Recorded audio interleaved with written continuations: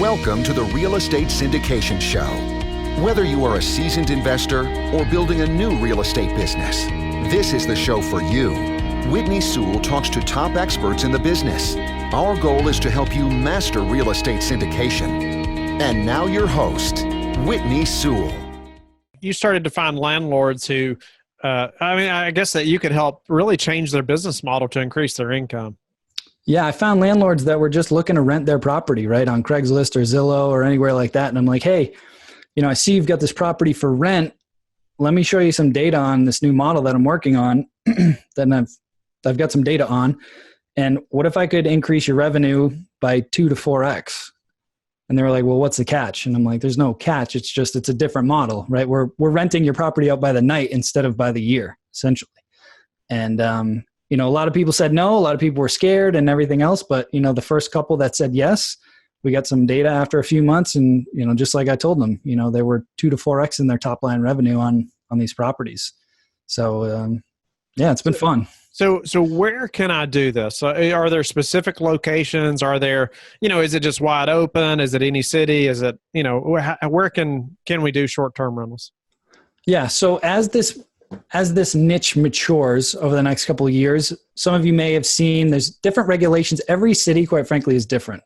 So I typically avoid any major city. So like I said, I live just outside of Boston. I don't operate within Boston. I operate about 30 to 45 minutes outside of Boston.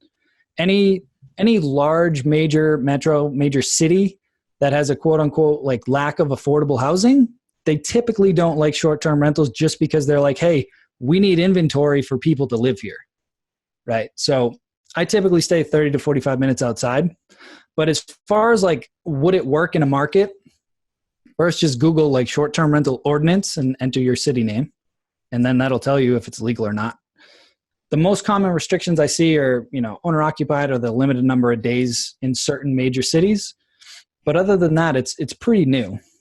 And when a lot of people think of short-term rentals, they think of vacations. One of the things that I talk about a lot, there's actually 9 different traveler profiles. I won't go through them all right now, but if you think of it, you've got, vacationers, you've got corporate travelers.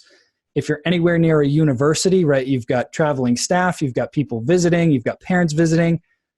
Any like vocational schools or like nursing school, it might be a 13-week program. They need to come to somewhere for a shorter period of time, a few months.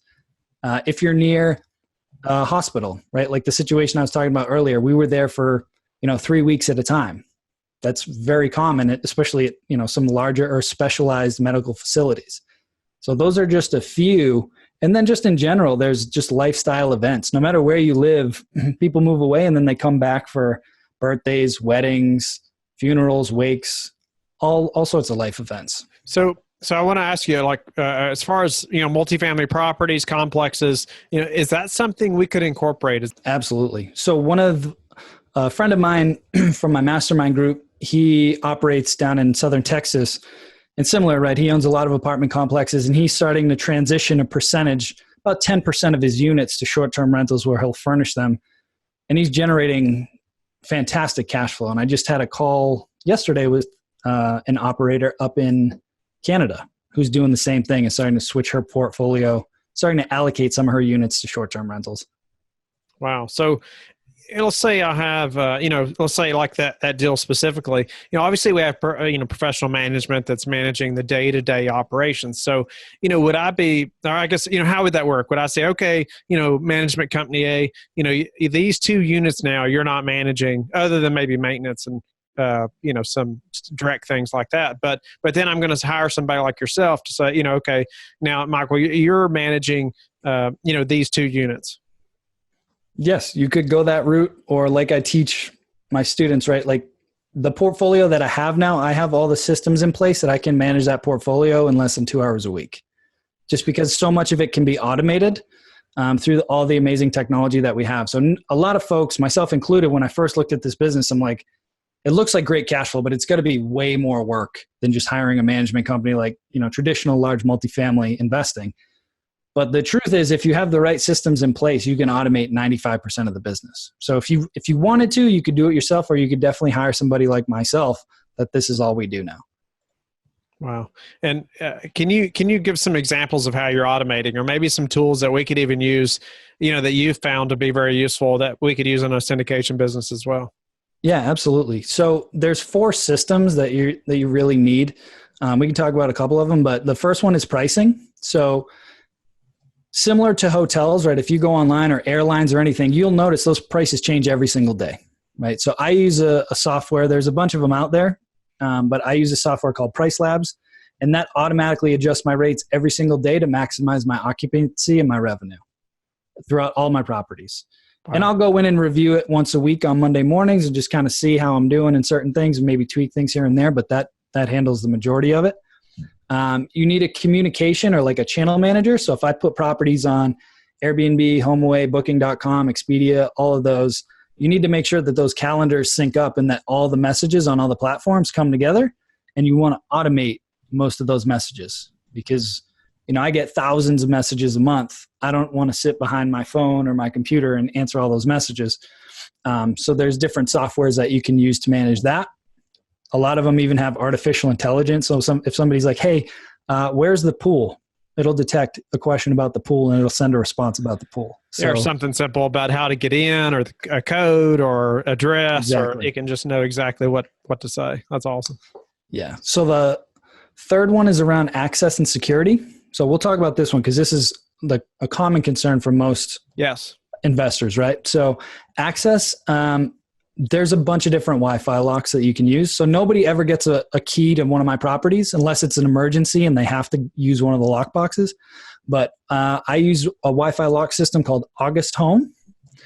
And that platform integrates directly with Airbnb, HomeAway, and a bunch of the platforms. So anytime somebody books my properties, it automatically sends them an email that says, hey, here's your unique code and here's how you can download the app to access the property. And that code is only valid during their stay.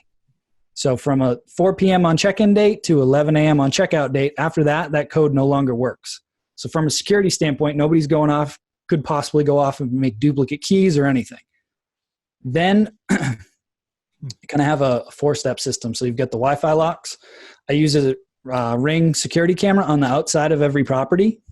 So their profile, right, their government ID, profile photo, everything has to match on the August, which has to match on the Ring security camera. So if somebody says, hey, I'm coming with my wife and 2 kids, and then they show up and I see that there's 14 people there, I know that there's an issue, and I can send somebody from my team or call the police and get them out of there.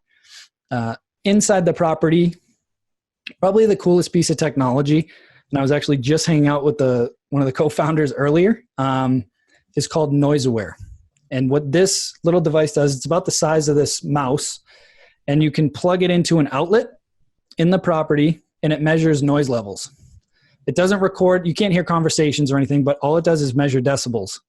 So I can program that thing to say from between 10 p.m. and 8 a.m., which are my standard quiet hours, if it goes over this baseline threshold, it'll text me immediately.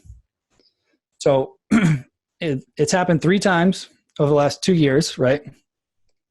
I shouldn't say that. The first time before I had all this cool stuff, somebody did trash my place. Then I upgraded and added all this stuff, right? So it's happened 3 times, and I just, either send a message or I call the guest and I just say, hey, hope you're having a great time. I don't want to be the party pooper, but I did just get a noise complaint from one of our neighbors. Again, I don't want to be the bad guy, but we got to keep it down, just like you agreed our house rules, our quiet hours are 10 p.m. to 8 a.m. And every time they're like, oh my God, I'm so sorry. I didn't realize how loud we were being. We'll tone it down. And that was it. That was the end of it. So what about safety for other tenants? If I have a multifamily property and I'm going to, I'm going to do this with a couple units just to test it out. What about safety, for the, obviously the person that's our home right next door? Yeah, absolutely. So I should have went back and explained this better earlier, but the only way that somebody can just book my place instantly without me approving them is if they have a completed profile, which means, their verified name, email address, phone number, government issued ID, and they've already had a positive review from another host.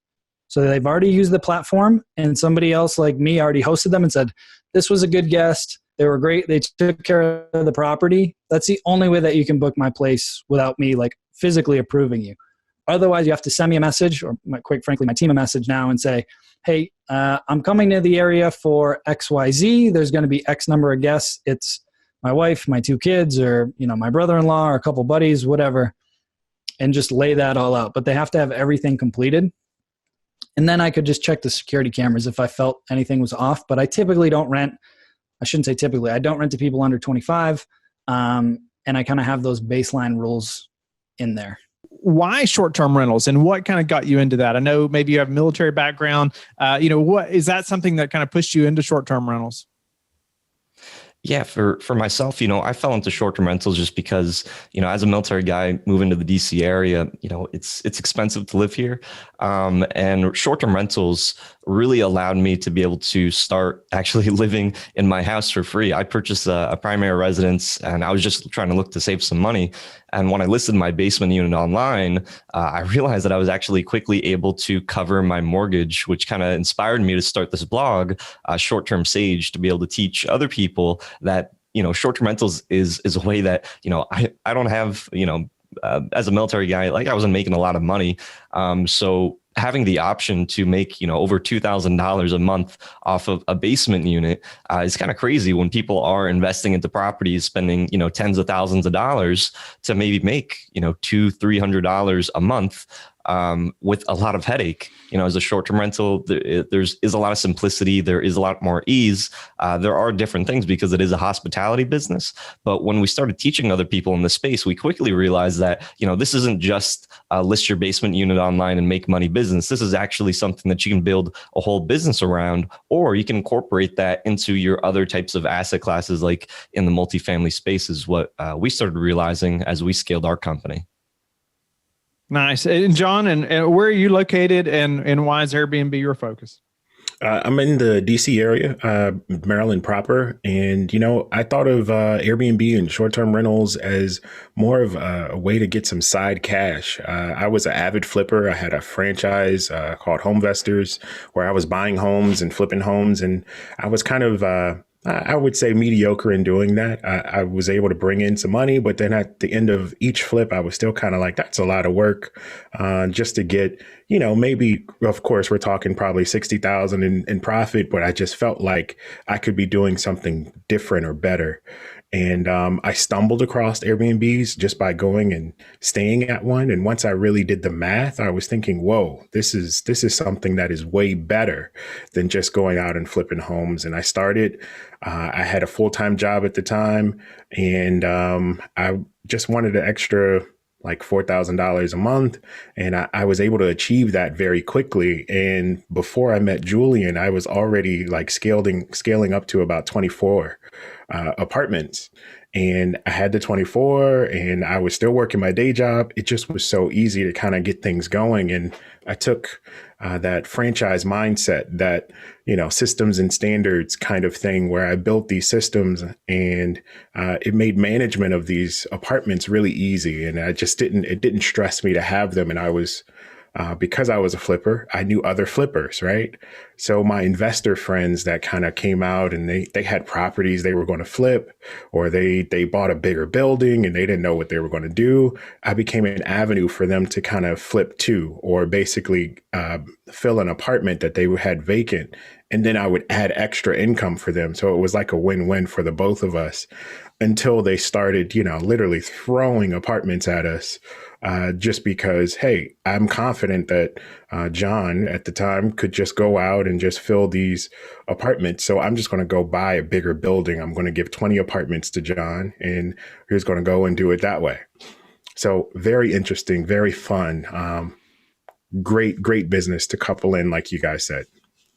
Nice. Well, it's just interesting just hear how people, chose the asset class that they're working in and committing their time to. But I feel like, Airbnb is something that, like I said, we should know about. Can you just give us a few things? I'd like to talk also about how you all are using a fund, to invest in short-term rentals. But before we do that, help the syndicator that's listening right now to kind of open their mind a little bit to, hey, maybe we have a couple units that we could turn into a short-term rental. What are some things they should be thinking about, and why maybe that they should strongly consider that?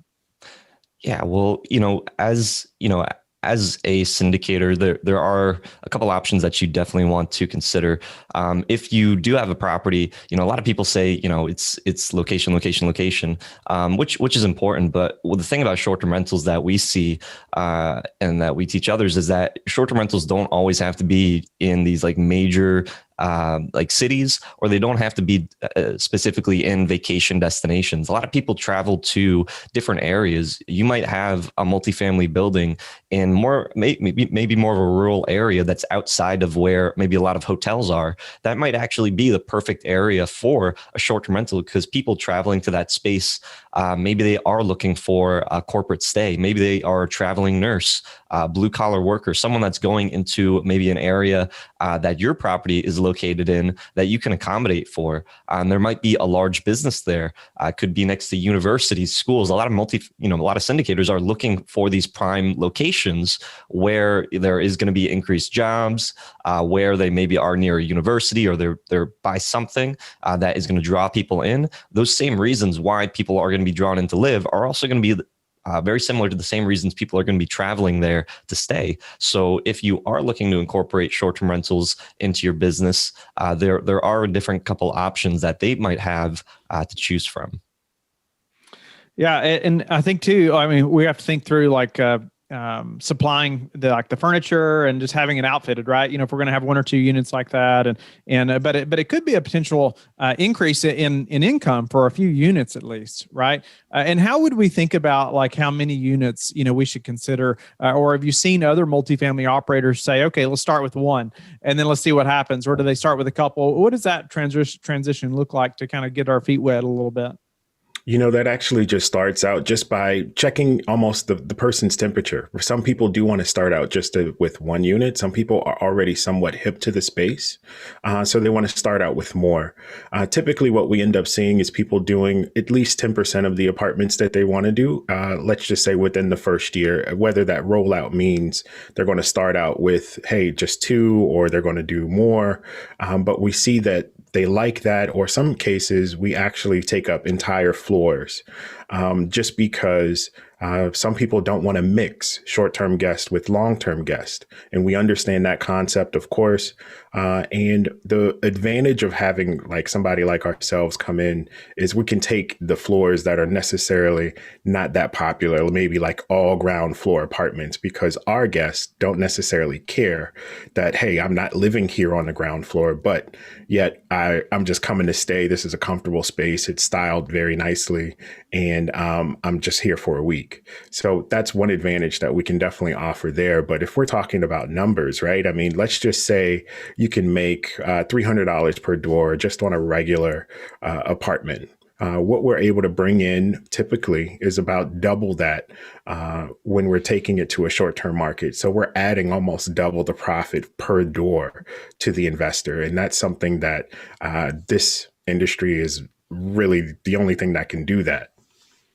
Is there a way to know for sure that this is going to be a good investment for us? And I was just thinking about like, how do I say, okay, this property, if we have 500 units in one market, how would I best determine which property I should start with? Maybe one or two to start with. There are some really useful tools out there that we use in our industry. One of those tools being AirDNA. AirDNA, it's just a market analyzer tool. Another tool that we like to use is Price Labs, which is a pricing tool, and they have similar data, a little bit different. And then going online and looking at sites like Airbnb and seeing what other listings are in the area and what some of the revenue and that they're bringing in. Not only the revenue though, but the quality of the properties. These are things that we look at. Or you could work with guys like us. We love to look at properties and analyze them and come up with numbers and see if it'd be a good fit. And that's kind of one of the services that we provide to multifamily owners. Nice. Well, let's talk a little bit about how you all aren't just going and buying, a property to turn into Airbnb. You're also operating a fund that's buying, Airbnb properties. Can you just speak to that fund a little bit? Operating a fund while, to buy Airbnb properties, as opposed to a lot of the listeners are going to be familiar with obviously syndicating deals, which are funds, in themselves. But you all have a different type of fund. And can you just walk us through that a little bit?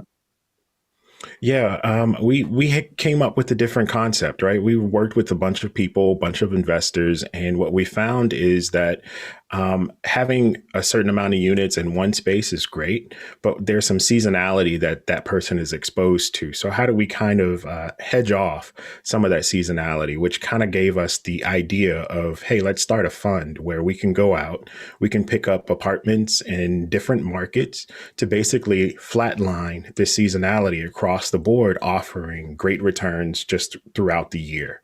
And we also know that, hey, picking up a short term rental is way cheaper than going out and buying a property because we use a method called rental arbitrage, which is basically we go and rent an apartment and we rerun it back out to Airbnb guest or short term guest.